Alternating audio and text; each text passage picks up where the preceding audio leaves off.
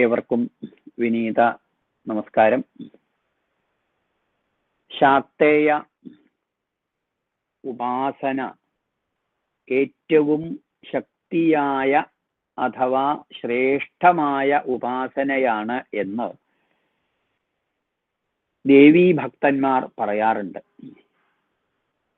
നമുക്കറിയാം, അമ്മ എന്ന സങ്കല്പം, ഇവിടെ ദേവിയെ ജഗദ്ധാത്രിയായിട്ടാണ്, പ്രപഞ്ചത്തിന്റെ അമ്മയായിട്ടാണ് ദേവി ഭക്തന്മാര് ചിന്തിച്ച് പ്രാർത്ഥിച്ച് ആരാധിക്കുന്നത്. ദേവിയെ ത്രിമൂർത്തികൾ പോലും, ബ്രഹ്മ വിഷ്ണു മഹേശ്വരന്മാര് പോലും ആരാധിക്കുന്നുണ്ട്. സൗന്ദര്യലഹരിയിലെ ആദ്യത്തെ ശ്ലോകത്തിൽ പറയുന്നത് തന്നെ അതസ്ത്വാം ആരാധ്യാം ഹരിഹരവിരിഞ്ചാദിഭി പ്രണന്തും സ്തോതും വ കഥമകൃത പുണ്യപ്രഭവതി എന്നാണ്. അതായത് ബ്രഹ്മാവിഷ്ണു മഹേശ്വരന്മാർക്ക് പോലും ആരാധ്യയായിട്ടുള്ള ആ ദേവിയെ ഉപാസിക്കുവാനും പ്രാർത്ഥിക്കുവാനും പ്രണമിക്കുവാനും അകൃതപുണ്യന് സാധ്യമല്ല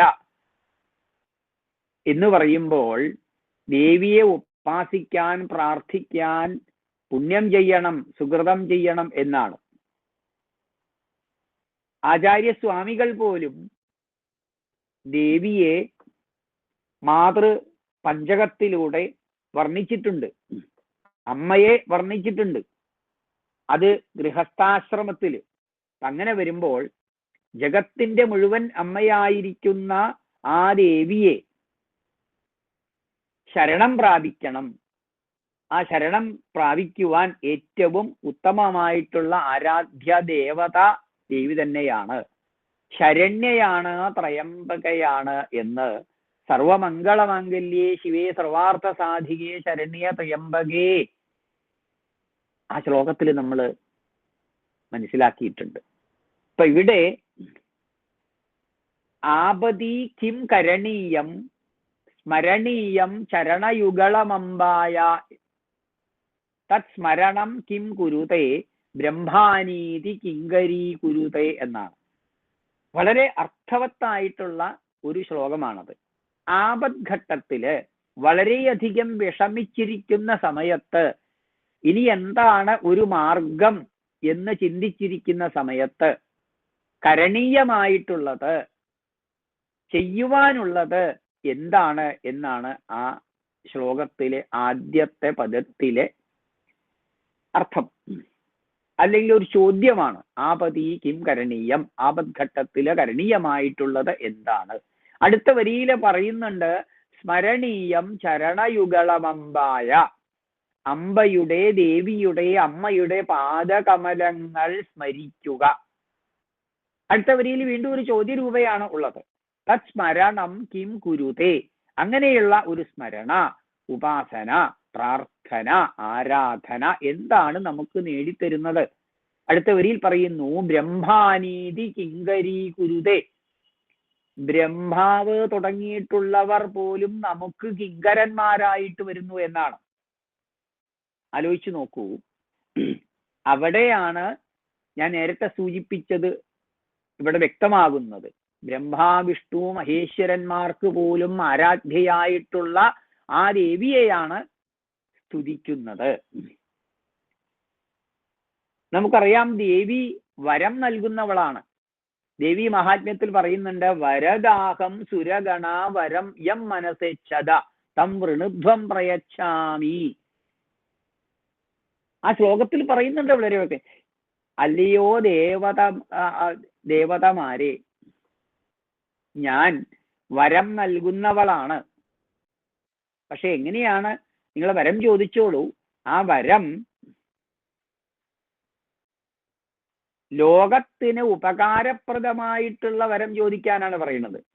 അപ്പൊ നമ്മൾ ആചാര്യന്മാര് സനാതനധർമ്മത്തിൽ പറയുന്നത് ലോകാസമസ്ത സുഖിനോ ഭവന്തു എന്നാണ്.